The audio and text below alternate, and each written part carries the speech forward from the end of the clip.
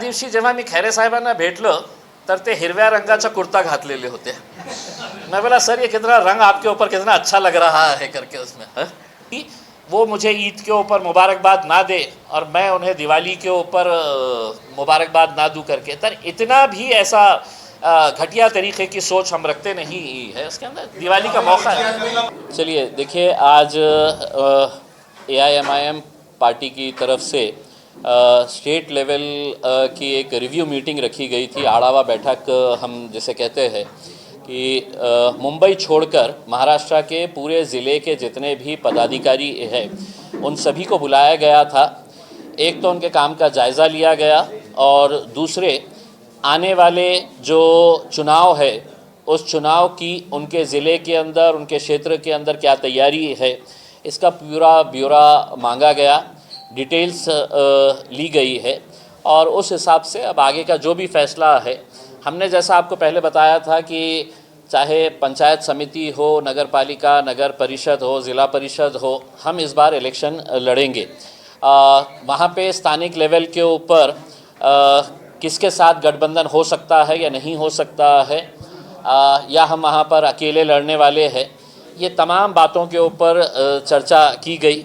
महाराष्ट्र की जो main body है उसमें समीर साजिद बिल्डर साहब का ये प्रस्ताव था कि यहाँ पर एक मीटिंग कॉल की जाए और हमारे जितने भी एग्जीक्यूटिव कमेटी के ऑफिस बेयरर्स हैं वो लोग हर डिस्ट्रिक्ट का एक जायज़ा लेंगे। भाई अगर पत्रकार नहीं है तो बाहर चले जाए, मेहरबानी करके बाहर चले जाए, दरवाज़ा बंद कर दे। तो ये मीटिंग उसी का जायज़ा लेने के लिए की गई थी और मुंबई को छोड़कर महाराष्ट्र के पूरे ज़िले की बॉडीज़ को यहाँ पर बुलाया गया था। मुंबई की मीटिंग अलग सेपरेटली ली जाएंगी। मुंबई के अध्यक्ष फारूक शाब्दी साहब मुंबई के लिए वहाँ पर एक सेपरेट मीटिंग ली जाएगी।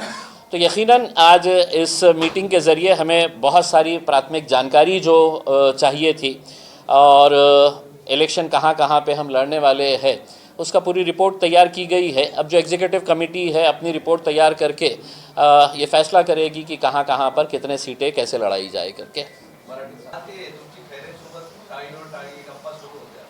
दिवाळी आहे आणि दिवाळीच्या सणामध्ये या देशाची या राज्याची एक परंपरा आहे। ठीक आहे, राजनैतिक मतभेद आहे ते राहणार, आपले पॉलिटिकल आयडियोलॉजिकल डिफरेंसेस जे आहे ते राहणार, पण याचा अर्थ हे नहीं है कि वो मुझे ईद के ऊपर मुबारकबाद ना दे और मैं उन्हें दिवाली के ऊपर मुबारकबाद ना दूं करके। तर इतना भी ऐसा घटिया तरीके की सोच हम रखते नहीं है। उसके अंदर दिवाली का मौका है। त्या दिवशी जेव्हा मी खैरे साहेबांना भेटलो तर ते हिरव्या रंगाचा कुर्ता घातलेले होते। मैं बोला सर ये कितना रंग आपके ऊपर कितना अच्छा लग रहा है करके उसमें। आणि म्हणजे तुम्ही समोरच्या माणसाला कशा आपल्या एक संदेश देतो। ठीक आहे, राजनैतिक जे भांडणं आहे ते सुरू राहतील, राहणार आहे, पण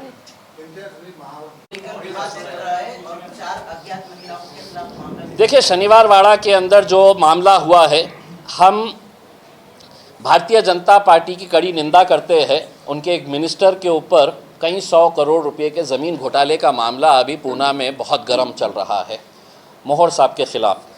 और ऐसे मौके के ऊपर मालूम है आरएसएस की स्ट्रेटजी क्या होती है।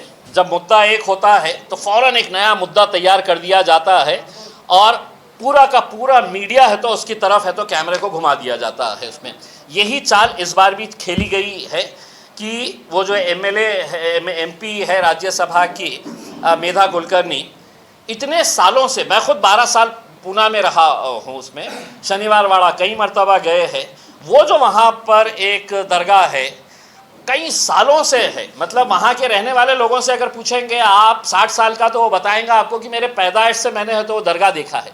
अचानक अशा प्रकारचा हल्लड़बाजी करणं आणि कारण काय होतं कि एक 4 महिलापैकी दो महिलाओं ने नमाज पढ़ी है। अब नमाज पढ़ने का मतलब ये है कि तमाम जाति, धर्म और मज़हब के लोगों ने उनसे सीख लेना चाहिए था।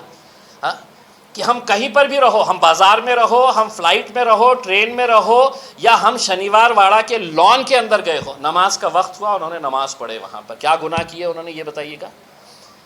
2 मिनट के लिए अगर उन्होंने वहाँ पर नमाज पढ़ लिए बुरखे की हालत के अंदर, तो क्या उन्होंने वहाँ पे कोई पत्थर जमा किए, पत्थर को लाल रंग लगाए और वहाँ पर उन्होंने कहा कि अब ये हमारा हो गया है शनिवार वाड़ा करके? ऐसा कुछ किए हैं उन्होंने? और उसके बाद पुलिस ने उनके ऊपर FIR रजिस्टर करना, ये उससे ज़्यादा घटिया और घिनौनी बात है, किसी न किसी के दबाव के अंदर आकर। देखिए, शनिवार वाड़ा का इतिहास जो है वो पेशवाओं से और छत्रपति शिवाजी महाराज से जुड़ा हुआ है। अगर छत्रपति शिवाजी महाराज को मुसलमानों से बैर नहीं था, तो ये चिंदी चोर कौन तैयार हो गए हैं जो उनका नाम लेकर अपने समाज को और ज़्यादा बदनाम करने की जो कोशिश कर रहे हैं।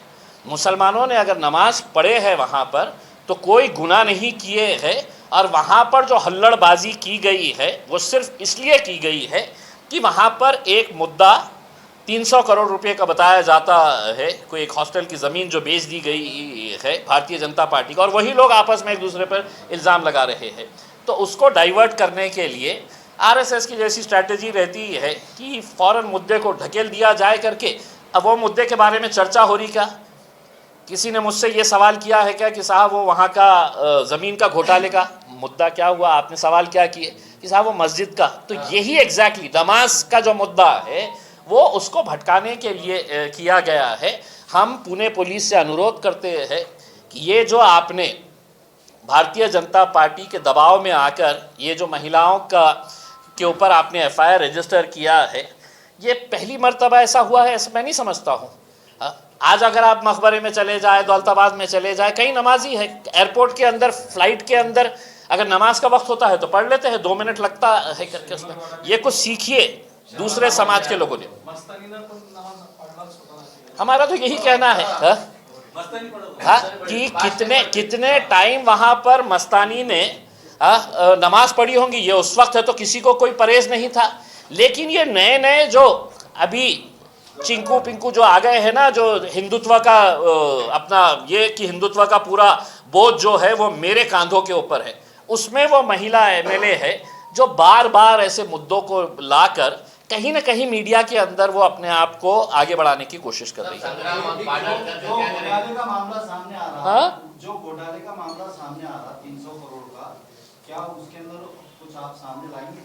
नहीं, मेरा नहीं है। देखिए, आप पिछले 3-4 दिनों का पूना के अंदर, 1 हफ्ते का आप समझ लीजिएगा कि किस तरीके से वहाँ के एक MLA ने आरोप लगाया कि ये मंत्री का कैसा इसके अंदर इन्वॉल्वमेंट है करके। हाँ, मुरलीधर मोहर जो सिविल एविएशन के स्टेट मिनिस्टर है, हाँ, उनका हाथ किस तरीके से है करके, भारतीय जनता पार्टी के है वो, उन्होंने तो उनको क्या मिला?